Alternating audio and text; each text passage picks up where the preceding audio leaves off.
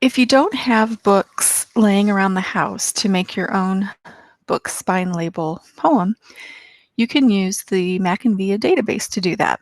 So I'm just going to show you how I browsed the database and just picked out some titles that I thought would be usable in a book spine label poem. All right, so like I said, I just browsed through all the different categories, tried to get kind of a mishmash of different phrases and titles, and then I opened Google Drawing. And it's real easy just to copy paste. So I'll show you that real quick. Just go ahead and open animals. And let's say, I'll just use the first one. You were going to use that title in your found poem. The best place to copy from Mackinvia is right here on this page. So just do a two-finger tap or Alt-click and just use copy image. So in my Google Drawing, like I said, just say copy image like that. Okay. And then in Google Drawing, you can just do Control V or two-finger tap and paste it in. So these are, let's see, I have about 11, 12, 13 or so books with titles that I thought I could use in a poem. So a couple things that I did before arranging things. I did change the view on it. I think I put it up to 100%. And then also I changed the page. I went to File and Page Setup. And if you go into Custom, choose Custom, I put in 8.5 by 11, which would be like a piece of paper, and then click Applied. So I wanted my page to look like a piece of paper.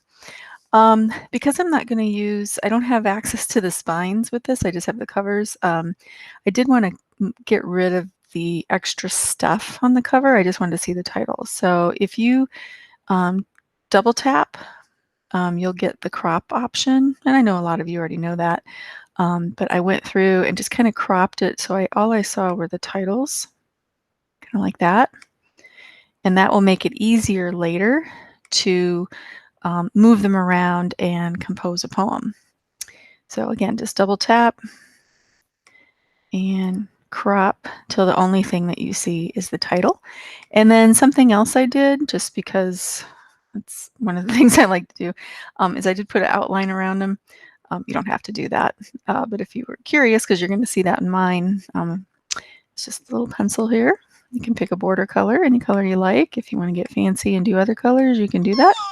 But I just wanted to give it a little more definition around the edges.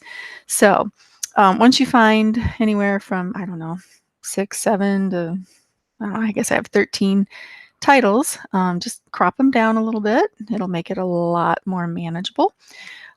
So once I've done all that, little time lapse here for you guys. Okay, so this is what I'm left with. Okay, same file. And then it was just a process of just kind of moving them around until I felt like I had something reminiscent of a poem. And that's the nice thing about Google Drawing is, oops, I got to get my outline around my titles there. Let's get that in black. There we go. Okay.